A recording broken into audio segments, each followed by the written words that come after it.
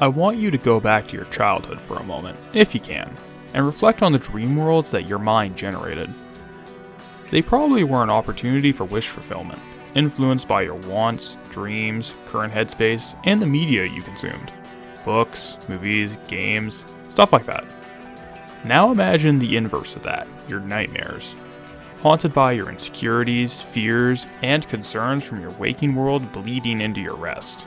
Now imagine the two merging into one another, a dream becoming a nightmare and vice versa. In many ways, this is what Silent Hill is all about. A game about exploring the dreams and night terrors of a child.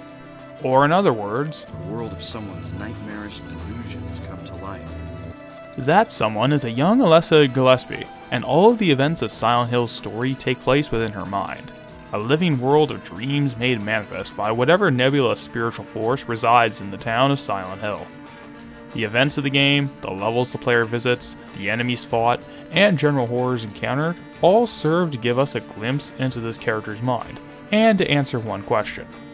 Just who is Alessa?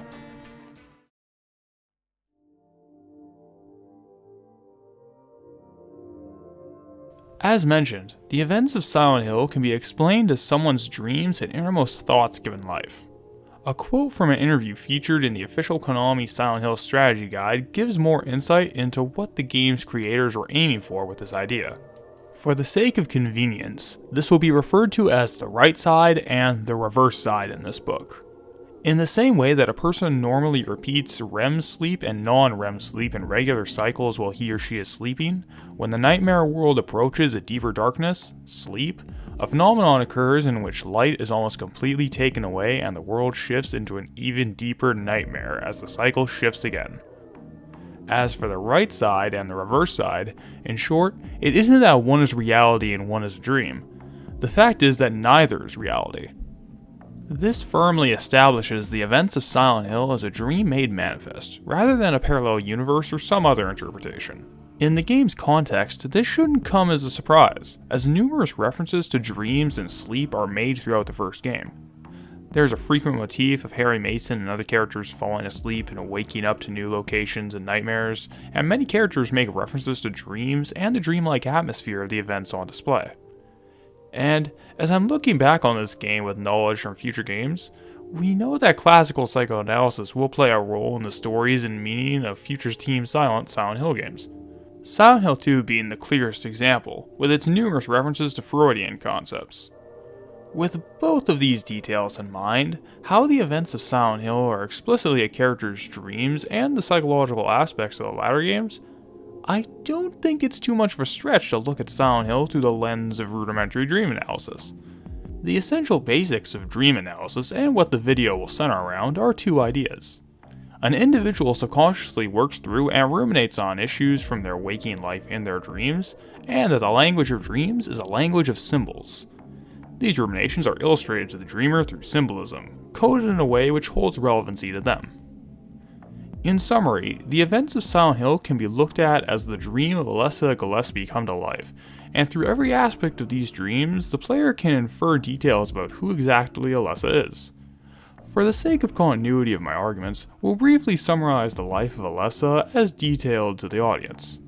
Along the way, I'll interject my own interpretations of how these events are illustrated in the game.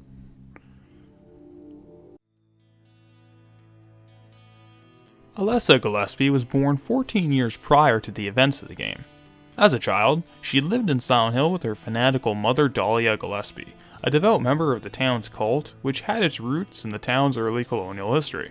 At some point, Alessa began to demonstrate unique magical abilities, which the game doesn't delve much into. In her primary schooling, Alessa found herself bullied by her classmates with mockery, harassment, and exclusion. This lonely childhood, shaped by Dahlia's manic faith, is shown through the items and puzzle details in the game. Over the course of Silent Hill's events, we see Dahlia espousing or otherwise expressing interest in a number of different esoteric or spiritual paths.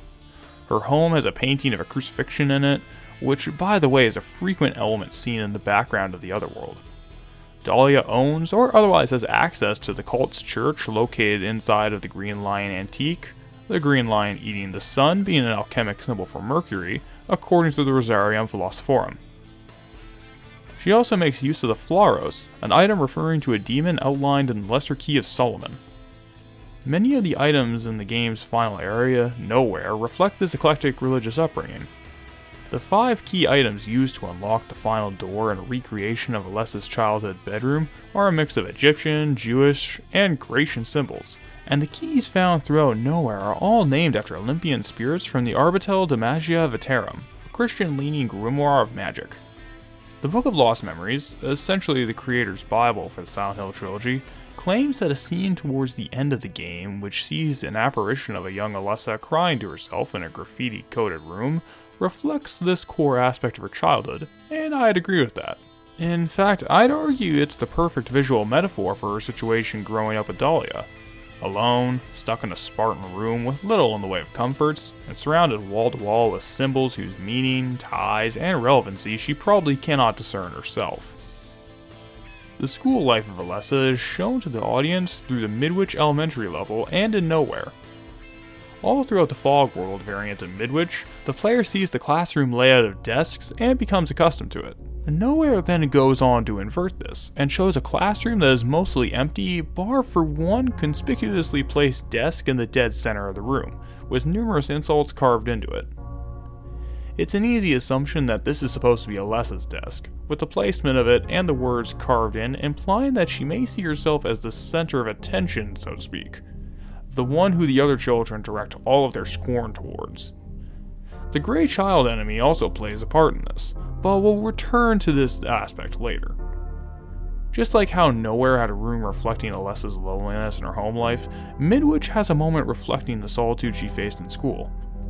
A small sequence in the second floor boys' washroom has the player walk in on an unseen girl crying to herself in an empty room. Essentially, a girl who we can assume is Alessa is expressing her grief in a place that she doesn't belong, unseen and entirely alone. In the school, Alessa's more imaginative side is shown off to some degree. She reimagines her chemistry class as an alchemy laboratory, the old boiler in the basement as a monster from a fairy tale, and gets through her piano lessons with a poem imagining the keys as birds. Despite the misery of her home and school life, Alessa is still just a kid trying to find fun ways to get through her day. When Alessa was 7 years old, Dahlia attempted to birth her cult's god, wanting to do so by using her daughter as the means to the end. The ritual was conducted in the Gillespie house, but a house fire with an undetermined cause interrupted the ritual, burned the house down, and resulted in Alessa becoming severely burned. Alessa was afterward rushed to Alchemilla Hospital, run by the cult's conspirator Dr. Michael Kaufman. Her death was faked, and Alessa was kept in a secret room in the hospital's basement. Staff were generally forbidden to enter, bar one Lisa Garland, a young, drug-addicted nurse who was coerced into caring for the severely burned child. This is where the specifics of how the events unfold becomes a little more complicated. Alessa, who remember had unspecified magical abilities, split her soul in two, which saw her other half become reincarnated into a new baby. This baby was found on the side of a highway by Harry Mason and his wife, and the two adopted the lost infant to raise as Cheryl Mason. Alessa, for her part, was left dormant within her burned body, in a comatose, if not vegetative state, her subconscious running wild in the background. Dahlia then cast a spell of some kind to compel Alessa's other half to eventually return to Silent Hill. But in the meantime, Alessa herself was trapped in the hospital's basement, her body, and her own mind, allowing for all of her anger and pain to fester with no reprieve. This chapter of Alessa's life, in essence how it came to an end, is a current that runs throughout all of Silent Hill.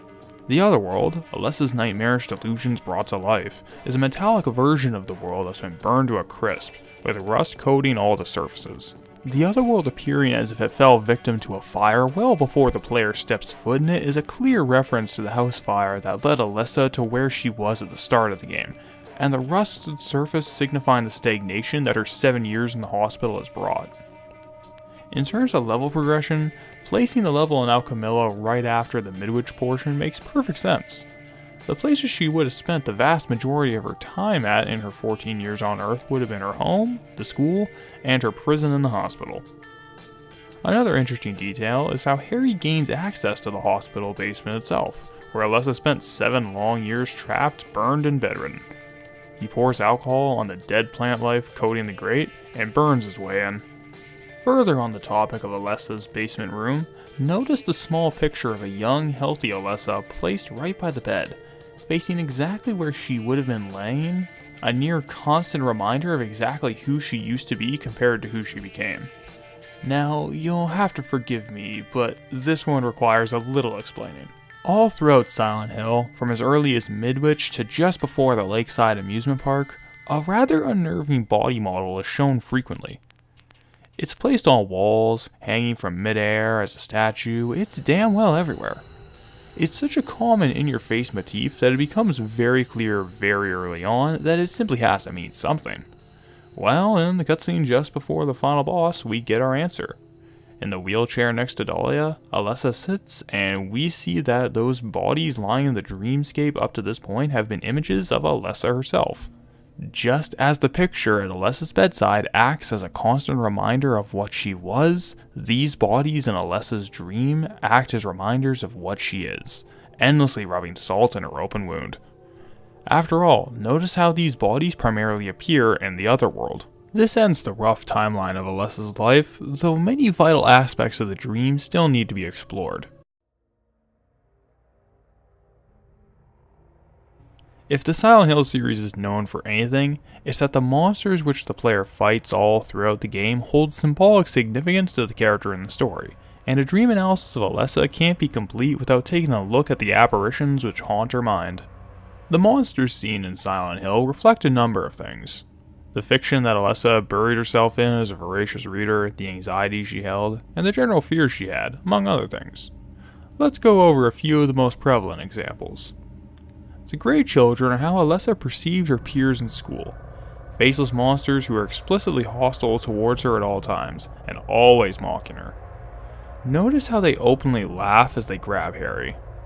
One detail about the Grey Children that I find interesting is how, on the floor of Alessa's room near some playing cards, which also appear in Midwich by the way, you can find a small doll which looks like a grey humanoid figure, not too dissimilar from the Grey Child enemy itself. Is this where the physical appearance of the creature comes from? The Mumbler, which replaced the Grey Children in the Japanese and European versions of Silent Hill, are stand-ins for demons from fairy tales that Alessa read, which is something seen on a couple of occasions. The fairy tale placed in Midwich itself features the upcoming Split-Head Worm boss, and the bookshelf in her room featured these books among others. These fairy tale inspired foes lead in directly to the Air Screamer, which is taken from an illustration in a book Alessa enjoyed, The Lost World by Sir Arthur Conan Doyle. Other enemies are based on her personal fears. The Groaners are taken from her fear of dogs, the Rompers from her fear of adults, and the otherworld variants of Groaners and Air Screamers, the Wormheads and Night Floaters respectively, from her fear of worms. The puppet nurses and doctors are indicative of the frustrations Alessa must have held against the useless hospital staff, under Kaufman's thumb and never questioning what could have been in the basement, when they could have found and helped her had they only looked. In essence, being nothing but thoughtless puppets. This could also be a hint to why Sybil, the only character present within Alessa's dream with no prior ties to her, is present in the game at all. Towards the game's conclusion, Sybil herself becomes host to one of these parasites and acts as a boss fight.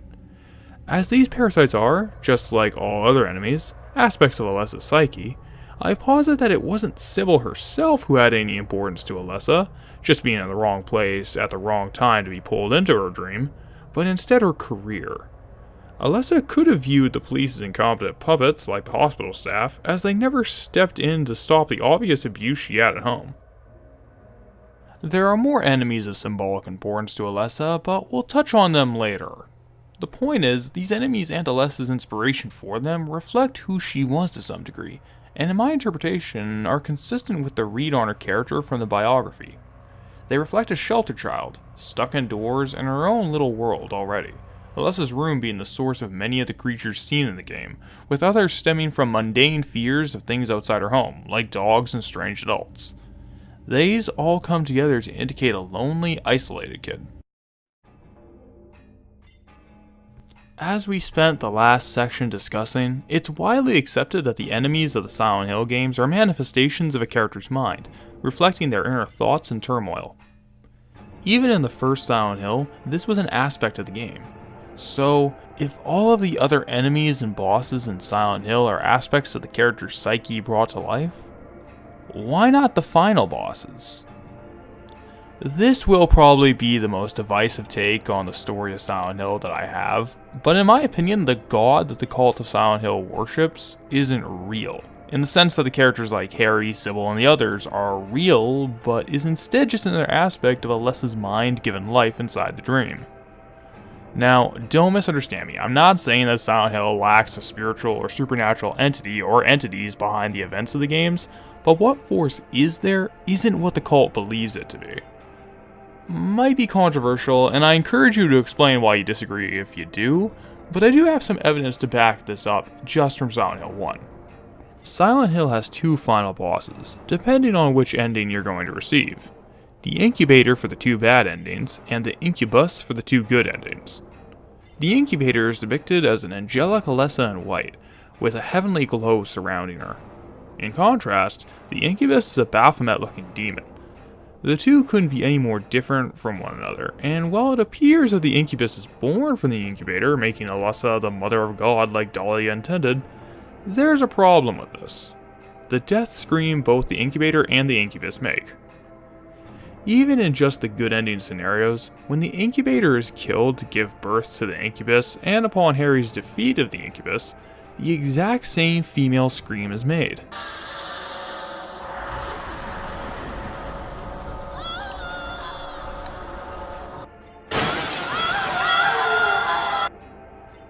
Well, it makes sense for the Incubator to make that scream. After all, she is the two halves of Alessa made whole again. Ask yourself this. If the Incubus truly was the god, why would it make the exact same cry on its death? Like many of the other monsters seen in Silent Hill, the answer can be found in Alessa's room. Among all of the drawings on the floor, one among them appears to be the Incubus, surrounded by flame.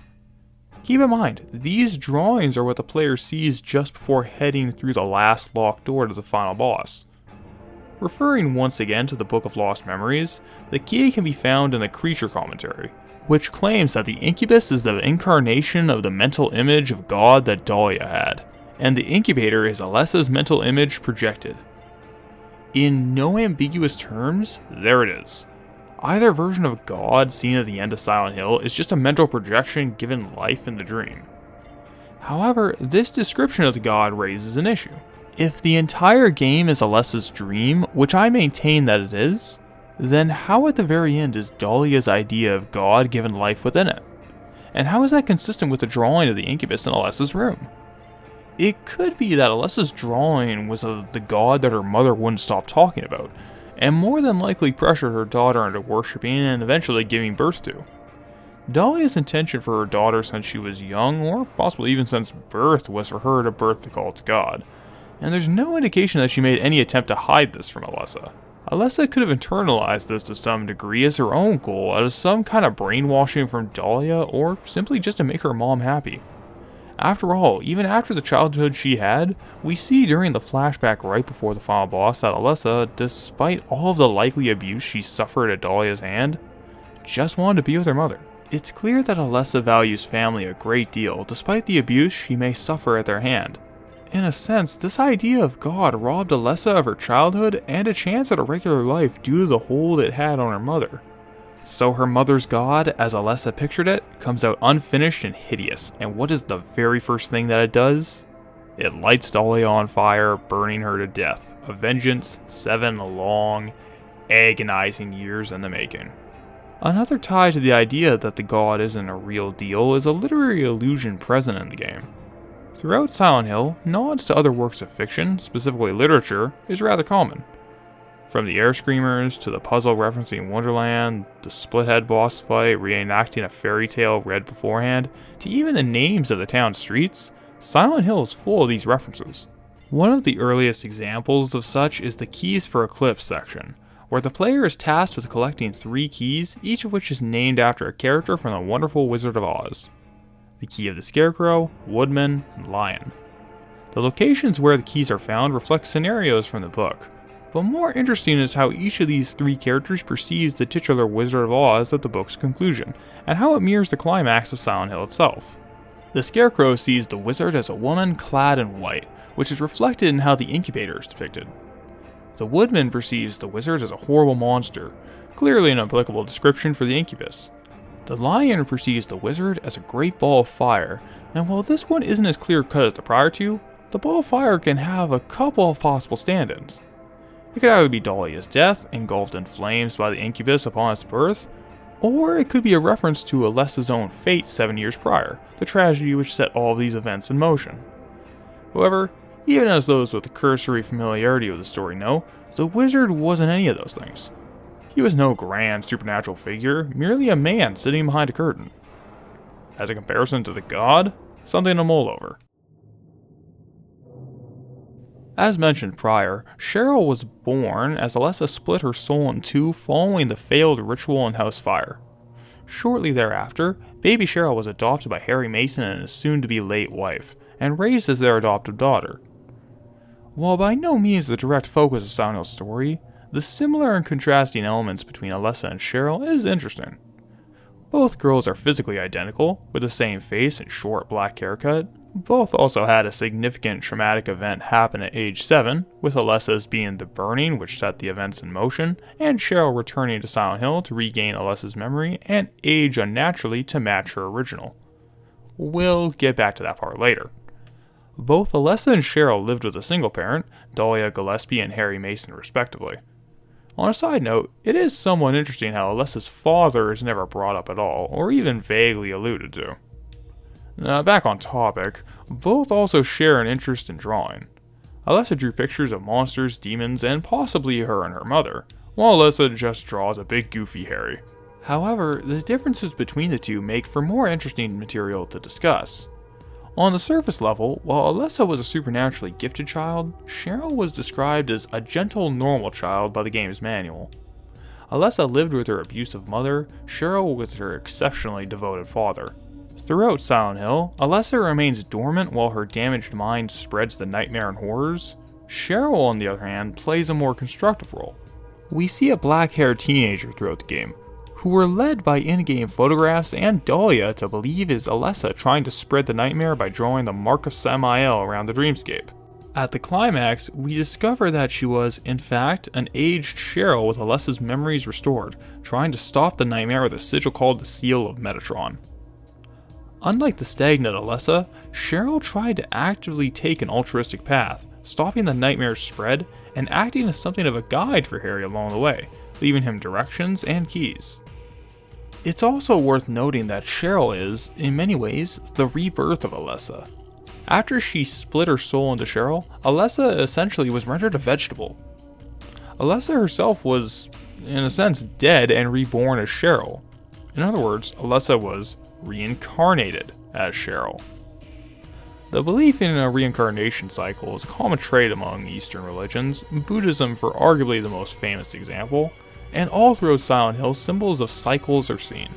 For instance, a common visual motif is a pair of objects spinning together in unison or in reverse of each other. From two giant fans linked together by a metal bar in the Midwich Otherworld, rows of windmills with one placed right behind another in the central Silent Hill Otherworld, the rotating metal globe and spiked circle around it, complete with a witch burning Alessa in the center, in the Splithead boss arena, the spiral staircase walking up to the second seal of Metatron. I could go on. Two of the most important symbols in the game relating to cyclic existence and death and rebirth are the bosses, the Twin Feeler and Float Stinger, and the Disc of Ouroboros. Both the Twin Feeler and Float Stinger bosses are one and the same creature. The first encounter with it, as the Twin Feeler, is a caterpillar that after defeat turns into a giant moth, the Float Stinger. The source of this monster as a creature in Alessa's dream is her interest in the things, shown to the audience by the collection of dead butterflies and moths that she has in her bedroom. Moths and butterflies are recurring symbols throughout the Silent Hill series, and outside of it act as a symbol for metamorphosis across many cultures. According to the Book of Symbols, they are interchangeable in their meaning, and can represent the psyche's self-renewal beyond even traumatic endings. To Aztec peoples, they can represent, among other things, women who died in childbirth, itself a morose example of life coming from death. In both examples, the twin feeler and float stinger work as symbols for Alessa and Cheryl. Cheryl is a renewal of Alessa's psyche, directly splitting off from her, following the trauma of the fire. It also reflects the Aztec view, as at the end Alessa and Cheryl's merged form splits herself once again, to die in childbirth by giving her new incarnation to Harry before her dream finally collapses. The good endings of Silent Hill, especially the good plus ending, reinforce this cyclic idea. To reiterate, Alessa at the end once again reincarnates into a new child, once again to be taken in by Harry Mason, which she did first when she was 7 years old. Keep in mind, according to Harry, Cheryl just turned 7 recently, so the transfer happened again at even the same age. Even the way Cheryl was found is mirrored in the good plus ending. The scene at the end shows Harry and Sybil fawning over this new baby in the same place and in the exact same position as Harry and his wife did 7 years prior with baby Cheryl. It's a shot-for-shot recreation, and when you beat the game, this version of the scene with Harry and Sybil replaces the old version in the introduction. Could this final cycle be the end of it though? Or is it just merely another iteration, with similar events doomed to repeat themselves? The answer isn't clear-cut from just Silent Hill 1, but the true nature of these events is hinted at in the game. Before explaining how, we first need to give a brief summary of what the Ouroboros is. The Ouroboros is a symbol seen all over the world in different cultures and locations. From Egypt to Greece to the Aztec Empire and beyond, it has a consistent meaning all throughout. Generally speaking, it represents the cyclic nature of the universe of existence and of both life and death. With all of that in mind, keeping in mind how consistent that is with the rest of the cyclic imagery we've discussed so far, ask yourself this. What is the last key item that the player usually finds in Silent Hill? In a recreation of Alessa's basement sick room after we witness a flashback describing her soul being split and placed right next to her own picture no less? The perfectly circular disc of Ouroboros. Time is a flat circle indeed.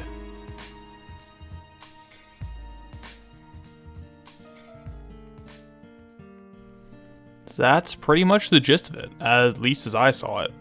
Frankly, for as long-winded as this video is, I regret all of the aspects of Silent Hill that I just couldn't cover while keeping the script somewhat tight and coherent. Somewhat. There are plenty of details I missed, no doubt, and I failed to even really go into the other characters beyond the surface level, especially Lisa Garland and all of the interesting things surrounding her. This is also ignoring the mythological and magic connections seen in the game, PTV and White Claudia's role in the story, most of the actual cult aspects, and the interesting interpretation by GameFAQs user President Evil, which he wrote before Silent Hill 2 was even announced, mind you, that the events of the first Silent Hill were a closed loop.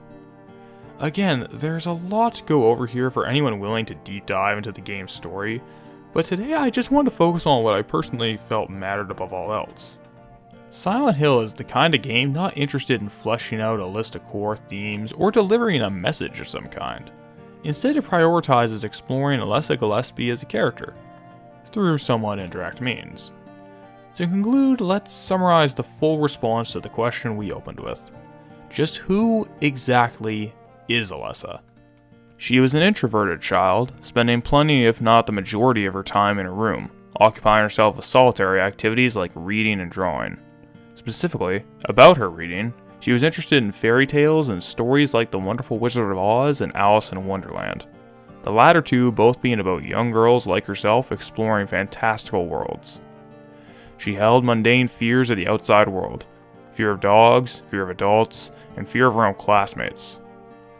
Due to Alessa's supernatural abilities, and I would posit anxious nature, she was bullied by and excluded from her peers, harassed through insults and mockery. Her home life was certainly no better. Trapped with her zealous mother as her caretaker and companion, surrounded by Dahlia's spiritual and occult iconography and beliefs. Whether it was huddled scared in a room or crying to herself at school, Alessa really was all alone. She must have known her mother had some divine purpose for her, birthing God or something like that, from a very young age. At some point, she may have actually started to buy into what her mother's cult was saying, as an ethereal Alessa can be seen in nowhere praying at an altar not too dissimilar from the one in Dahlia's other church at the Green Lion Antique. Why exactly she would, considering her mother's abuse, is something we'll get to shortly. Even if she went along with what her mother wanted willingly, there's no way she could have predicted what happened next.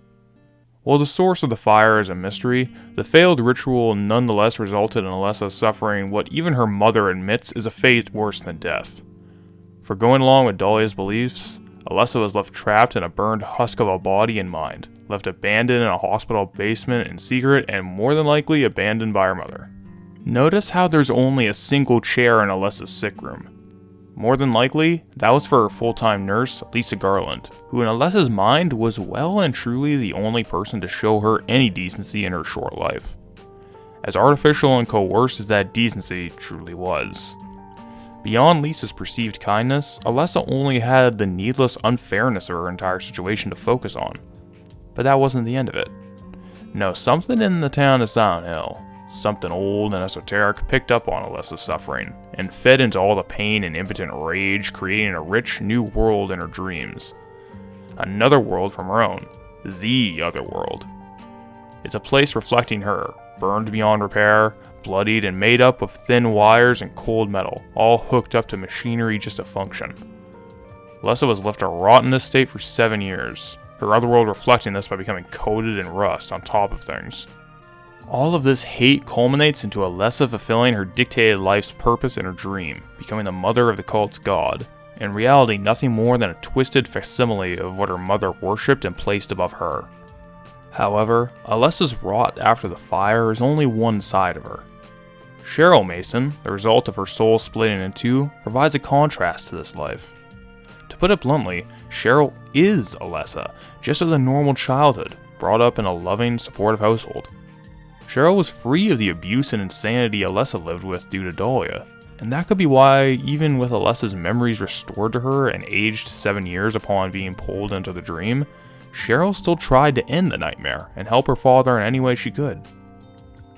And that's just it, isn't it? Harry was Cheryl's father, a parental figure who actually gave a damn about his child. As simple as that sounds, this is the reason why Alessa more than likely went along with Dahlia's nonsense, despite the abuse and the resistance she could have put up. Like she says, Alessa just wanted to be with her. In other words, she just wanted her mom, her parent.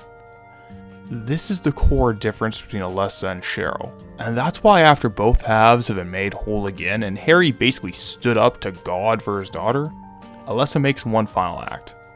She repeats the same action that she took 7 years prior by splitting her soul into a new infant incarnation, and gives it to Harry to raise. She knows Harry can provide a good home because he had done it before to a child that he just found lying on the side of a road that he held no actual obligation to.